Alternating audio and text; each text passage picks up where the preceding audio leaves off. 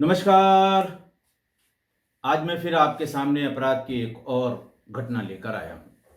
आज के अपराध की घटना हालिया है, बिल्कुल हालिया और बिल्कुल हाल फिलहाल की है। घटना कल यानी कल नहीं परसों यानी कि 24 जनवरी 2025 की है। राज्य है हरियाणा, जिला है गुरुग्राम, थाना है मानेसर। और कुछ हुआ यूं कि मानेसर थाना क्षेत्र के होटल हवेली में रात में 10 बजे एक युवती के परिजन, बड़ी संख्या में परिजन, उसको ढूंढते ढूंढते होटल के भीतर पहुंचे। रिसेप्शन पर उन्होंने उस लड़की, जिसका नाम कोमल था, उम्र करीब 20 साल थी, उसकी फोटो दिखाई और ये बताया कि क्या ये लड़की होटल में आई थी। फोटो देखकर जो सुबह की शिफ्ट के लोग थे उनको बुलाया गया। उन्होंने बताया कि हाँ साहब, लड़की तो कुछ इस तरह की आई थी। रूम नंबर 303, दूसरे फ्लोर का कमरा नंबर 303, इसमें एक लड़के के साथ वो उसने रूम बुक कराया था और उसी में चली गई थी। उसके बाद उसको हम लोगों ने नहीं देखा। बहरहाल लड़का और लड़की दोनों ने जो अपने आइडेंटिफिकेशन के कागजात यानी आधार कार्ड दिए थे उसको निकाल कर दिखाया गया। घर वालों ने स्पष्ट पहचान लिया कि ये उनकी लड़की है, लेकिन घर वाले उस लड़के को बिल्कुल पहचान नहीं पा रहे थे। आधार कार्ड में भी उसका नाम पटौदी गांव के लोकरी का रहने वाला निखिल था, जिसकी उम्र आधार कार्ड के हिसाब से 22 वर्ष थी। बहरहाल घबरा गए सब लोग और पूरा परिवार और होटल के कर्मचारी कमरा नंबर 303 में पहुंचे। बाहर से डोरबेल दबाया, कई बार खटखटाया, लेकिन भीतर से न तो दरवाजा खुला न ही कोई हलचल हुई। फौरन होटल के कर्मचारी मास्टर की लेकर आए और मास्टर की से जब दरवाजा खोला तो देखकर हैरान रह गए। बेड पर लड़का और लड़की दोनों के शव थे, सीधे लेटे हुए, आधे आधे बदन तक रजाई उनकी ढकी हुई, लेकिन नीचे पूरा गद्दा खून से लथपथ। यहाँ तक कि गद्दे से भी रिस कर वो खून नीचे उस कमरे के फर्श तक पहुंच रहा था। लड़की की तरफ, यानी लड़की जिधर सोई थी उससे उसके बाईं तरफ एक कट्टा रखा हुआ था 315 बोर का। एक खाली खोखा एक खाली खोखा था वहाँ पर, और फ्रूट जो बियर थी, फ्रूट बियर की 2-3 बोतलें भी वहाँ बरामद हुई थीं। ये देख के उनके होश फाख्ता हो गए। फौरन होटल के मैनेजमेंट ने पुलिस को इत्तिला की। पुलिस थोड़ी ही देर में वहाँ पर आ गई। पुलिस ने, चूंकि सिर्फ लड़की के परिजन वहाँ उपस्थित थे, पुलिस ने उनसे पूछा ये लड़का कौन है। उन्होंने कहा हमें कोई जानकारी नहीं है। हुआ कुछ यूँ था कि दिन में 11 बजे ये लड़की जो शिकोहपुर की रहने वाली थी, वो अपने घर वालों को बीए का पेपर देने के लिए गुरुग्राम जाने की बात कह के घर से निकली थी सुबह करीब 9 साढ़े 9 बजे।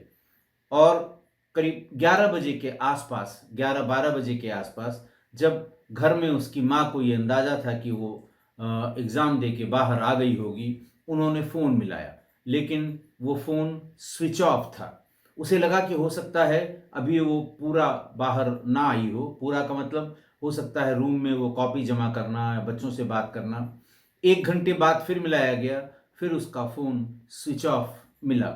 धीरे धीरे शाम के 4 बज गए, 5 बज गए, लेकिन फ़ोन स्विच ऑफ ही रहा।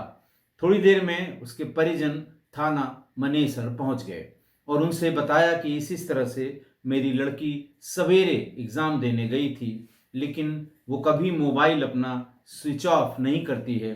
उसका मोबाइल स्विच ऑफ है, उसका पता नहीं लग रहा है। उसके तमाम दोस्तों से, उसके क्लास के जो लोग एग्ज़ाम देने और गए थे, उन सब से पूछताछ की गई, लेकिन वो वहाँ पर पहुंची ही नहीं थी।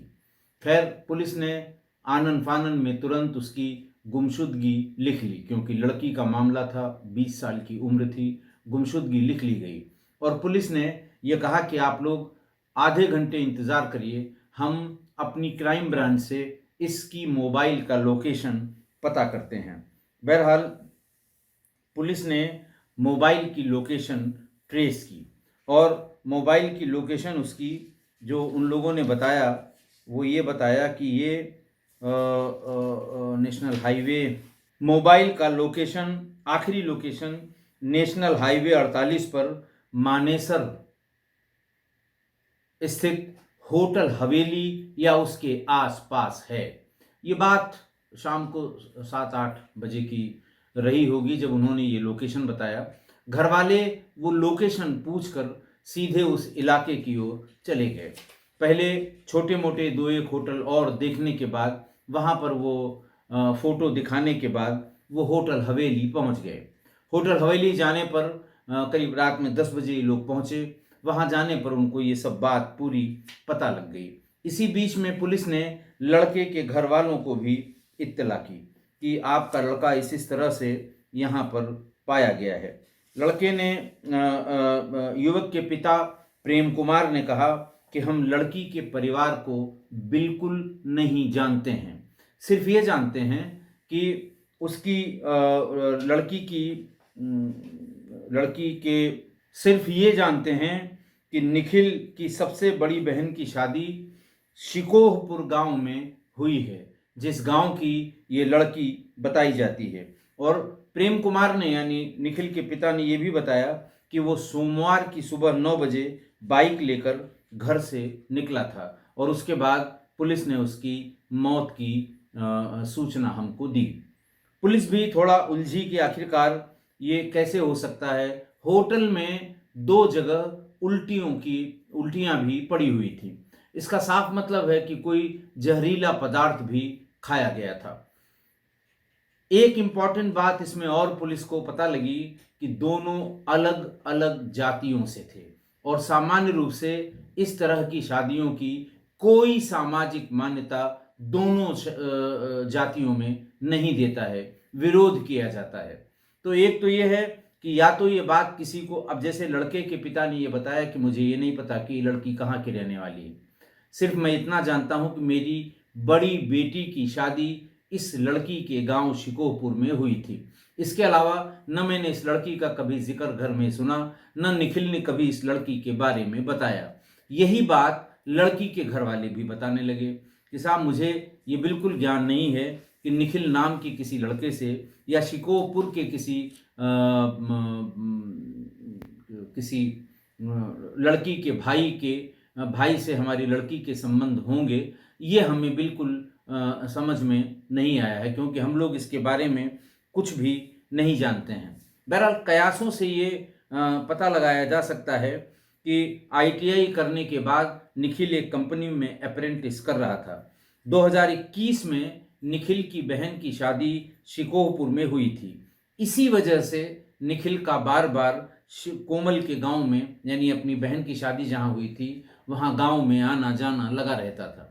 ये बात पूछी गई दोनों परिवार से, बहन के परिवार से कि वो साल में, यानी शादी के बाद से कितनी बार आया होगा, और लड़के के परिवार से भी कि शादी के बाद से निखिल अपनी बहन से मिलने उस गांव में कितनी बार गया होगा। बहरहाल इस फ्रीक्वेंसी को जब मैच किया गया तो ये माना गया कि बहुत बार ये वहाँ गया है। हो सकता है वहीं जाने पर इन दोनों का संपर्क हो गया हो, यानी निखिल और इस लड़की का, दोनों का संपर्क, कोमल का निखिल के बड़ी बहन की शादी वाले गांव में ही दोनों का संपर्क हो गया हो। बाद में ये दोनों जिस कॉलेज में पढ़ते थे वहाँ पता लगा कि वहाँ भी दोनों एक ही कक्षा में पढ़ते थे और अलग अलग सेक्शन में थे। तो बड़ा नेचुरल सा है कि जब यहाँ बात हुई होगी बहन के गांव में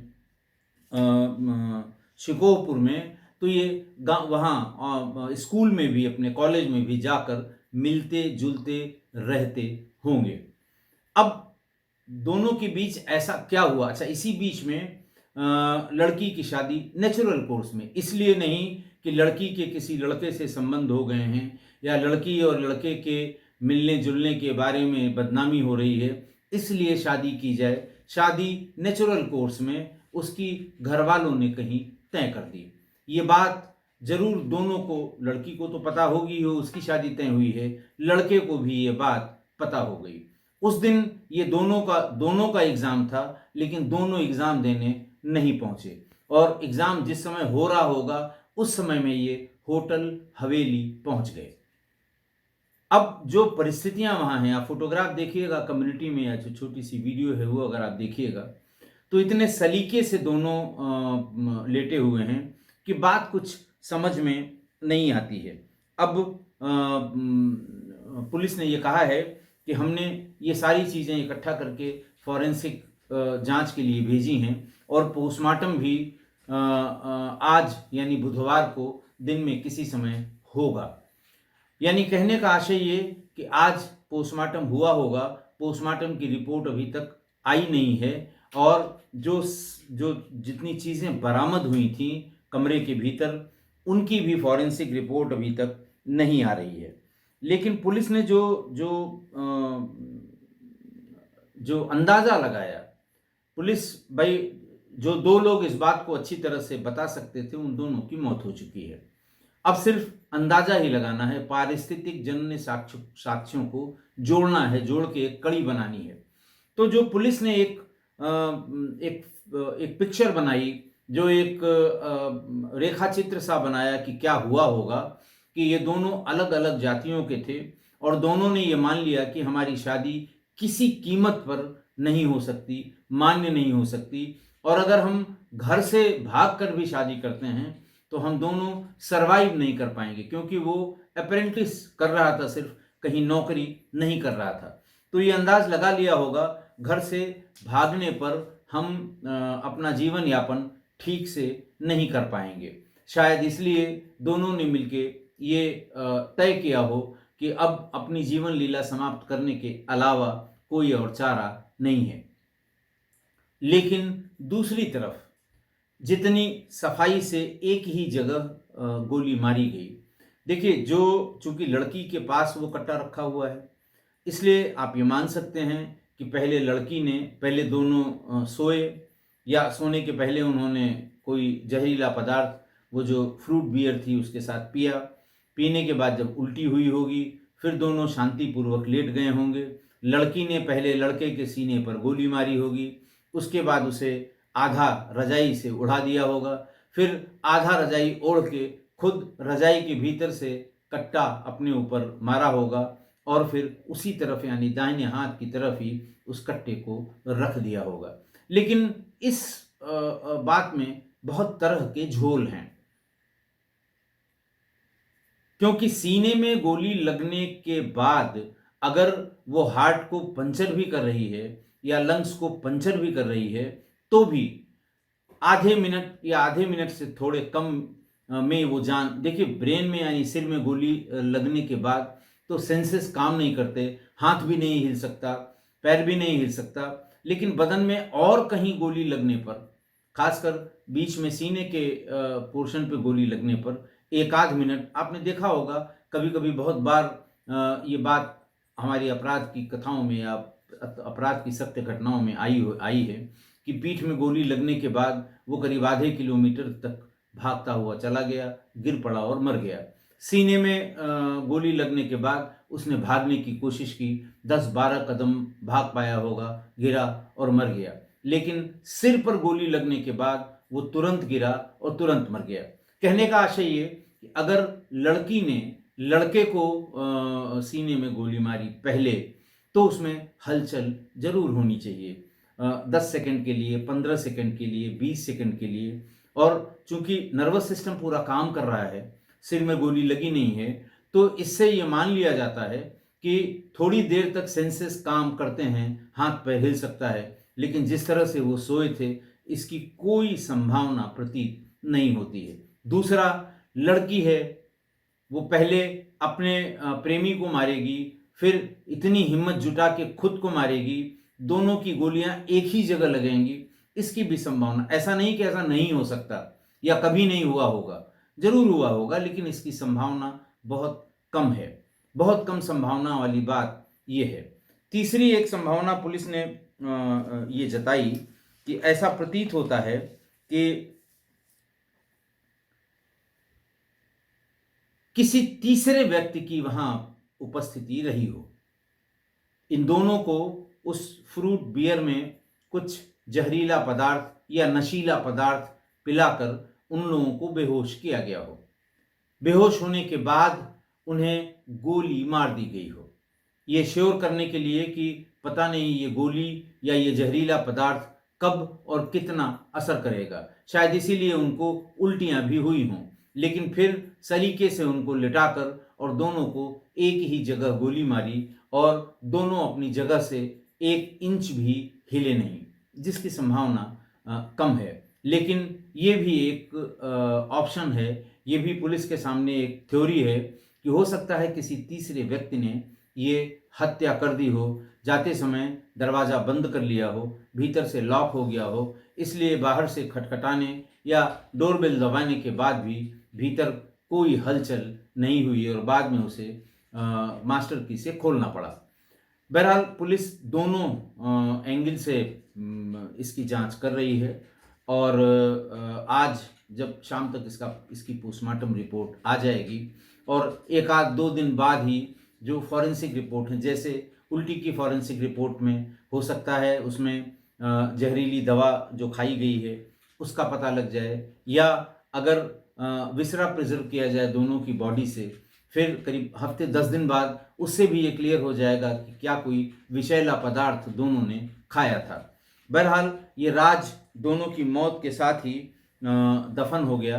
अब आज यानी बुधवार को दोनों का पोस्टमार्टम डॉक्टरों के एक पैनल से कराया, चूँकि लड़का वाला भी इसमें कुछ चीज़ फिशी उसको लग रहा है, कुछ गड़बड़ लग रही है, और लड़की वाले को भी इसमें सब कुछ न कुछ गड़बड़ लग रहा है। इसलिए मेडिकल बोर्ड का गठन करके उसमें इन कैमरे के सामने इन दोनों का पोस्टमार्टम होगा।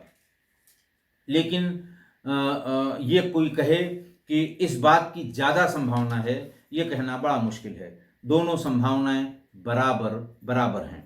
आज की घटना देखिए, 2 नौजवान, नई उम्र, एक लड़का और एक लड़की, इनकी अकाल मृत्यु हो गई। अभी जीवन के जाने कितने बसंत इनको देखने थे, लेकिन दोनों की यही लीला समाप्त हो गई। लेकिन अगर ये सुसाइड निकला आगे चल के, तो दोनों ने बहुत सलीके से सुसाइड किया। उल्टियाँ हुई, मतलब कोई न कोई विषैला पदार्थ खाया गया होगा। फिर श्योर होने के लिए कि हम में से कोई न बचे, पहले दूसरे को गोली मारी गई, फिर अपने को गोली मार दी गई। अच्छा, ये भी बात कम समझ में आती है कि अपने को गोली, लड़की होने के बाद भी अपने को गोली मारने के बाद उस कट्टे को बगल में रख दिया जाना। दोनों चीज़ें हो सकती हैं। गोली मारने के बाद उंगली से उसका जोर कम हुआ हो, पकड़ कम हुई हो, और कट्टा उसका सीने से खिसक के नीचे आ गया हो, लेकिन वो रखा हुआ प्रतीत हो रहा था जैसे कि वो रखा गया है। कट्टा चूंकि लड़की की तरफ था, तो इसका साफ मतलब है कि अंतिम गोली लड़की ने ही चलाई होगी। पहले लड़के को गोली मारी गई होगी, फिर अपने को गोली मारी गई होगी। लेकिन बेड पर जो लाश पड़ी है, जो उसकी पिक्चर अगर आप देखेंगे तो उससे आश्चर्य भी होता है कि इतनी सटीक जगह पे इतने समय से गोली मारी गई कि दोनों अपनी जगह से हिल नहीं पाए। देखिए, मैंने अभी 2 मिनट पहले भी बताया कि अगर आपकी गोली सीधे हार्ट में लगती है या लंग्स को पंचर करके चली जाती है, तो भी नर्वस सिस्टम चूंकि बिल्कुल सही काम कर रहा होता है, फिर भी आधे मिनट या आधे मिनट से थोड़े ज़्यादा समय तक आपके हाथ पैरों में सेंसेस रहते हैं। हाथ पैर आप चलाएंगे, उल्टेंगे, पलटेंगे, उठेंगे, भागने की कोशिश करेंगे, लेकिन सीन ऑफ क्राइम में ऐसा कुछ नहीं दिखाई दे रहा है कि जान थोड़ा बहुत देर से निकली हो। ये हो सकता है कि कोई तीसरा भी हो, जो मेरी आशंका है, और दोनों को जहर या नींद की गोली देने के बाद जब वो अच्छे से सो गए हों, बीच में एक आध बार उल्टी हो, तब उन्हें आधी रजाई उड़ा के दोनों को एक ही जगह पर तुरंत तुरंत गोली मार दी गई हो। और आप जानते हैं कि होटल के तमाम होटलों के दरवाजे ऑटो लॉक होते हैं, यानी आप बाहर निकले तो वो अपने आप लॉक हो गया। वो तब तक नहीं खुलेगा जब तक जो भीतर रह गया है वो इसे खोल दे, या आपके पास चाबी हो तो आप खोल लें। बहुत बार ऐसा हुआ है, आजकल कार्ड वाली चाबियां हैं और कार्ड बाहर निकालना हम भूल जाते हैं, या बाहर निकालना मिस हो जाता है जल्दी जल्दी की वजह से। चलते समय आपने दरवाज़ा बंद कर दिया, वो लॉक हो गया। अब वो बिना कार्ड के नहीं खुलेगा और कार्ड आपका भीतर रखा है, कार्ड या चाबी जो भी हो। फिर आप भाग के रिसेप्शन पे जाते हैं, वो नया एक मैग्नेटिक कार्ड लेके आता है, फिर उसको स्वैप करके फिर खुलता है, तब आप अपना कार्ड अपनी जेब में रखते हैं, तब बंद करके जाते हैं। तो ये संभावना है कि एक कोई तीसरा आदमी भी वहाँ पर मौजूद रहा होगा। दोनों ने जब जहरीले पदार्थ या नशीले पदार्थ का सेवन कर लिया, उल्टियाँ भी हुई, जब वो एकदम चेतना शून्य हो गए तो उन्हें आराम से रजाई की आधी रजाई उनको उड़ाकर दोनों को एक ही जगह पर गोली मारी गई हो, और जाते समय दरवाजे को बंद कर दिया। दरवाज़ा ऑटो लॉक हो गया। बाहर से जब परिजन या होटल के लोग खटखटा रहे हैं, डोरबेल दबा रहे हैं, तो वो दरवाजे के भीतर कमरे के भीतर कोई हलचल नहीं हुई। फिर खोल के लोग अंदर गए हैं। बहरहाल पुलिस ने उल्टी के सैंपल, फ्रूट बियर की खाली बोतलें, मतलब शीशियाँ, कट्टा, खोखा, इन सब को फॉरेंसिक टेस्ट के लिए भेज दिया है। मैंने आपको बताया कि अभी तक पीएम रिपोर्ट नहीं आई और ना ही फॉरेंसिक रिपोर्ट और विसरा रिपोर्ट, दोनों के आने में थोड़ा वक्त लगेगा। फिर भी ये अंदाज़ा है, और मैं ये कहूँगा कि हमारे सुधी श्रोता भी गेस करें इन सारी दी हुई परिस्थितियों में कि ये आत्महत्या, प्योर आत्महत्या हो सकती है, या फिर हत्या होने के भी लक्षण इसमें दिखाई दे रहे हैं। और आप लिखिएगा, सुन के तुरंत लिखिएगा। तो और अगर कल हमारे 10:30 बजे के बाद, आज 10:30 बजे के बाद जब आप इसे देखेंगे, उसके बाद अगर कोई अपडेट नहीं आया हो तो आप ज़रूर इसमें लिखें कि यह हत्या है और कि आत्महत्या है। अपडेट होते ही मैं आपको अवगत कराऊंगा, तब आपका गेस आपको काम आएगा कि आपका गेस वर्क सही था या गलत था। अच्छा, ये कोई कहे कि नहीं साहब आत्महत्या ज़्यादा लगता है, हत्या कम लगती है, ऐसा भी नहीं है। देखिए, दोनों अलग अलग जातियों के थे, शादी उनकी नामुमकिन थी। हरियाणा में आप समझ सकते हैं कि थोड़ा सा इन सब बातों को लेके बहुत ही रिजिड सोसाइटी है, तो ये शादी नहीं हो सकती थी। इसलिए ये भी हो सकता है इन दोनों में से किसी के परिजन को लड़की की शादी तय हो गई थी, उनको इस बात का पता लग गया हो, वो वहाँ पहुँचे हों और दोनों से बातचीत करने के बाद उन्हें गोली मार दी गई हो। ये भी हो सकता है। और दूसरा, जिसकी ज़्यादा संभावना, ज़्यादा या कम नहीं, संभावना दोनों 50-50 है। आत्महत्या की और हत्या की, दोनों की एग्जैक्ट 50-50 संभावना है। आप गेस करिए, लिखिए, अपडेट आते ही मैं आपको अवगत कराऊंगा, फिर देखिएगा आपका गेस वर्क कितना सटीक बैठता है। आज के लिए इतना ही। बहुत बहुत धन्यवाद।